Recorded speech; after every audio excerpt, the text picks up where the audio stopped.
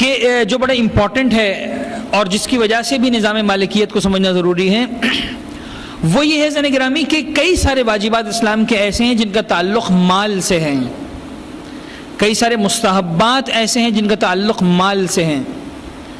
واجبات مثال کے طور پر جو بڑی سامنے کی مثال ہے خمس نکالنا۔ جب خمس نکالنا انسان پر واجب ہے تو اسلام کا واضح حکم ہے کہ جو مرد کی ملکیت ہے اگر 1 سال تک استعمال نہیں ہوئی تو اس کا خمس مرد پر نکالنا واجب ہے۔ اگر کوئی چیز عورت کی ملکیت ہے 1 سال تک استعمال نہیں ہوئی، اس کا خمس عورت پر نکالنا واجب ہے۔ اگر مرد اپنی بیوی کے بہاف پر خمس نکال دے گا، بیوی کی ذمہ داری پوری نہیں ہوگی۔ اگر بیوی اپنے شوہر کے بہاف پر خمس نکال دے گی، شوہر کی ذمہ داری پوری نہیں ہوگی۔ اس کی مثال بالکل ایسی ہے، فجر کی 2 رکعت مرد کو بھی پڑھنا ہے، عورت کو بھی پڑھنا ہے۔ اب اگر کوئی اتنا محبت کرنے والا مرد دنیا میں مل جائے خدا نہ خواستہ کہ مثلا وہ کہے کہ میری بیگم سوئی رہے، میں اس کی جگہ 2 کی 4 پڑھ دیتا ہوں، 2 اپنی پڑھ لوں گا، اللہ میاں اپنی بیگم کی جگہ 2 نہیں 4 پڑھ دوں گا، تب بھی اس سوئی ہوئی بیگم کی 2 رکعت کی ذمہ داری پوری نہیں ہوگی۔ اور اگر ایسا ہوتا جناب علی کی خواتین اپنے شوہر کی طرف سے نماز پڑھ لیتی ہیں اور شوہر کی ذمہ داری پوری ہو جاتی تو شاید دنیا میں کوئی مرد نماز پڑھتا ہی نہیں۔ اپنی بیوی کو کہتا کہ بھائی تم نے پڑھ لینا، اٹھ کر صبح نماز پڑھ لینی، ختم۔ نن آف مائی کنسرن مور دین دس کہ یو ریسائٹ مائی پریئرز، ختم، بس اس کے علاوہ کوئی بات نہیں۔ خدا نے کہا نہیں 2 رکعت تمہیں تمہاری پڑھنی ہے، تمہاری بیوی کو اس کی اپنی پڑھنی ہے۔ وہ 200 رکعت بھی پڑھے تمہیں 2 رکعت کا ثواب نہیں ملے گا، تمہیں اپنی پڑھنی ہے، اس کو اس کی۔ جب عبادت جسمانیہ میں ہر ایک کی عبادت الگ الگ ہے، ہر ایک کے وجوب الگ الگ ہے، عبادت مالیہ میں بھی ہر ایک کا وجوب الگ الگ ہے۔ بعض اوقات سوالات میرے پاس آتے ہیں اسپیشلی خواتین میں، ہمارے ہاں الحمدللہ میں دیکھتا ہوں کہ بہرحال دین پر عمل کرنے کا رجحان مردوں کے مقابلے میں زیادہ ہے۔ یہ ایک میری جنرل اسٹڈی ہے اور خدا نہ خواستہ اس میں کسی کو برا لگانے کی ضرورت نہیں ہے، اس لیے کہ ہمارے پاس کے شواہد موجود ہیں۔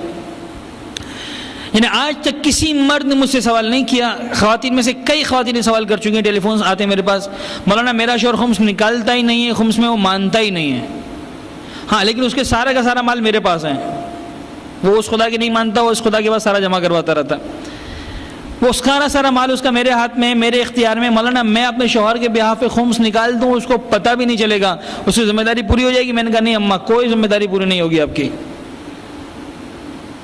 نہ فقط ذمہ داری پوری نہیں ہوگی، آپ گناہگار قرار پائیں گی۔ شوہر کے مال میں اس کی اجازت کے بغیر 20% نیکی کرنا، یہ بھی شریعت نے ناجائز قرار دیا ہے۔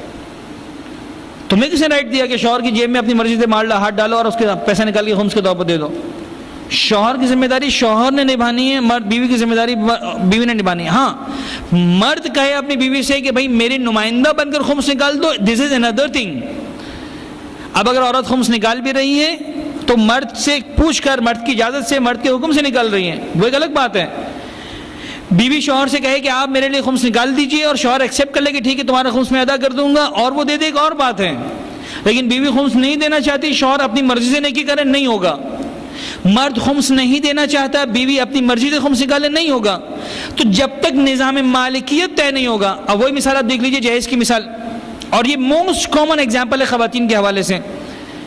عام طور پر جہیز کا سامان جو آتا ہے وہ اتنا آتا ہے ہمارے یہاں کہ اس میں بہرحال کئی ساری چیزیں ایسی رہ جاتی ہیں جو سال مکمل ہونے کے باوجود بھی استعمال نہیں ہوئی ہوتی ہیں۔ یہ چیزیں کس کی ملکیت ہیں؟ جہیز جس کو ملا ہے اس کی ملکیت ہے، عورت کی ملکیت ہے، عورت پر واجب ہے اس مال کا خمس نکالیں، شوہر کا ایسے کوئی کنسرن نہیں ہے۔ اگر شوہر مالک ہوتا شوہر کو نکالنا ہوتا۔ میں کہتا ہوں اگر خواتین کو اپنی چیزوں کو اون کرنا ہے تو اس کا آسان طریقہ ہے، خمس کے ٹائم پر شوہر سے کہتے ہیں بھائی یہ تو آپ کا سارا مال ہے، خمس نکال دے، خود ہی کہتے گا بابا سارا تمہارا مال ہے تم نکالو، اسی وقت فیصلہ ہو جائے گا کون کس کا مالک ہے کون کس چیز کا مالک نہیں ہے۔ تو بہرحال یہ